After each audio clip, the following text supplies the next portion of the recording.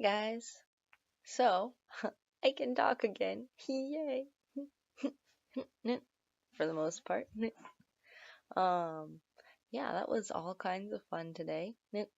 Um, just like vocal tics that I just could not even control.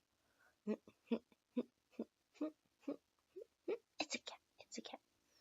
For like hours today, to the point where I couldn't even really communicate very well. And usually when I'm with like my kids, my tics will kind of automatically suppress to an extent.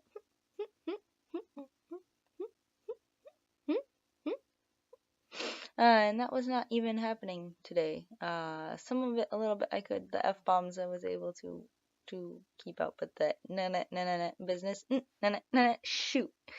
Uh,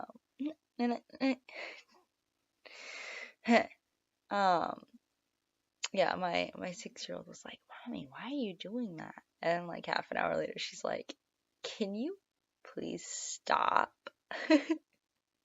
And I was like, "Oh, I would love to stop. I would love that. Can we? Yeah, let's do that." Fuck. So, anyway, we actually had our first conversation about tics, my 6-year-old and I. So, I was I've been a little bit worried about that this year because now that she's 6, she notices a lot more things than she did last year at 5. So when things started picking back up again, I was a little concerned about how that was gonna go. So we had a conversation about tics and how they're basically just like, I don't even remember how I explained it. It was just like things that I do that I don't necessarily want to do, but I feel like I have to do them. And she has a thing that she does, where she'll get on the arm of our couch and just like bounce her legs really fast. I'm not sure at this point if it's a tic or if it's just something she does. But I kind of brought that up. I was like, it's kind of like with you sometimes when you do things and you don't want to stop doing them. Because I've asked her if she can stop, and one time she said yes, but if I stop, then I'll have to start over again, which is very suspicious to me. So we had a conversation about it. So kind of open the door there. We'll see how it goes. Fuck. But really the reason I'm making this video is because I need sleep. This is the 4th night since the 5th. And usually it's really bad. So basically, for those of you who haven't seen my introduction videos, I have what acts like seasonal Tourette's, for lack of a better phrase.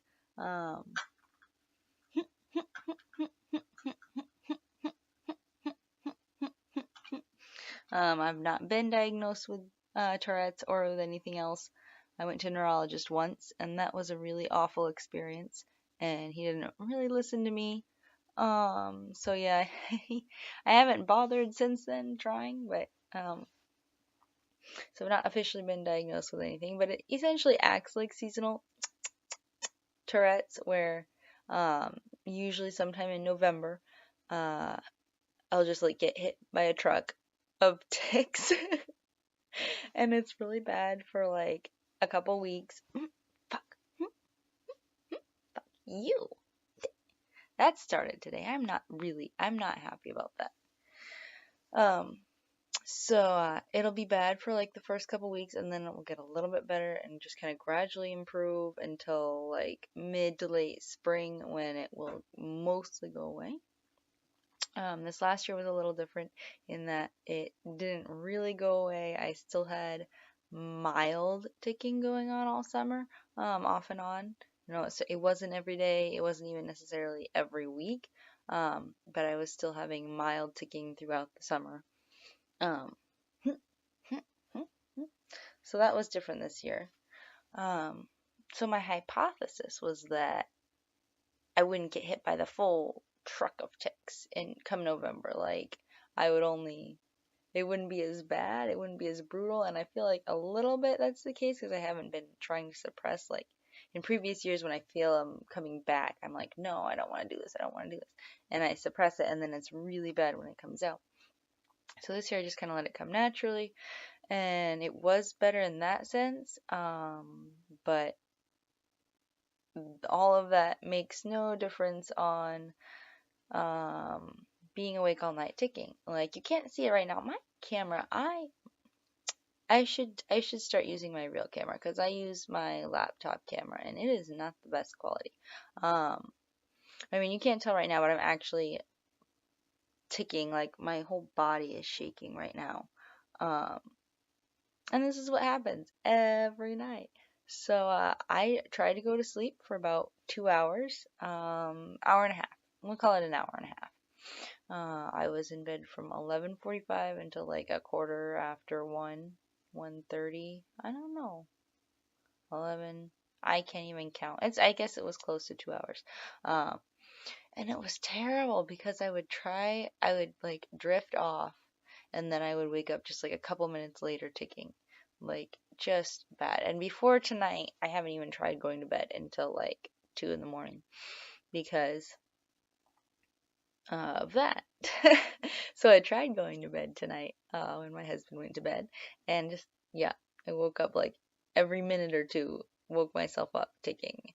And so finally I just decided to get up for a while, so it's now like closing in on 3 in the morning and I'm still shaking, and I would just I would like to go to sleep. I really need sleep. If you can send me some sleep through the interwebs, I will send you cookies. So yeah, that's my life in a nutshell right now. Desperately in need of sleep. I'm concerned about some things. Like I said, overall, I feel like it's been a little bit better coming into it this year. But there have been some things like the vocal attack I had earlier today, that has never happened before. So that kind of concerned me a little bit. And then earlier this afternoon, I was trying to sit on the couch to do some work, some computer work. I do some like data entry and stuff.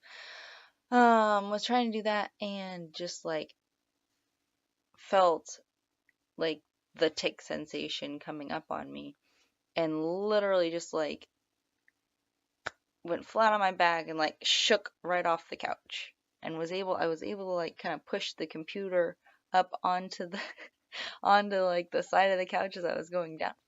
Fuck. But yeah, I just like shook right off the couch onto the floor.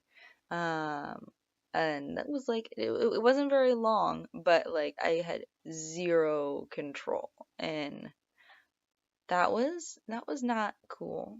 No, that's not cool, because like on a daily basis I'm carrying around things much more valuable than a computer, and namely by that I mean not things, I mean people, like my 8-month-old. So yeah, that was a problem. I mean, I hope that doesn't happen again.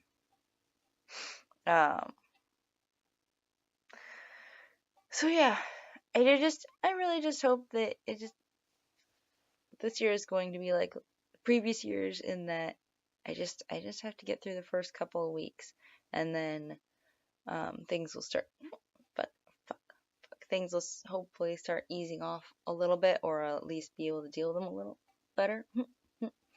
But so my husband's side of the family is doing Thanksgiving this Saturday. So like, fuck.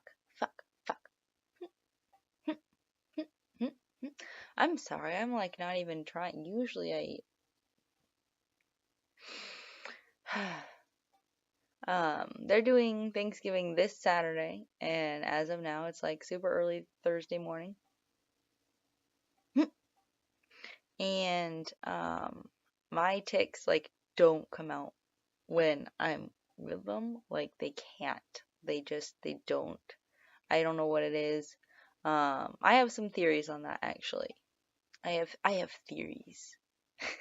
I'm so tired. But I can do like minor motor tics and a little bit of vocal. But they really stay hidden and suppressed most of the time I'm with my husband's side of the family. And seeing as how I'm having difficulty suppressing it all right now, I like either I'm not going to be able to suppress, which is going to be awkward, or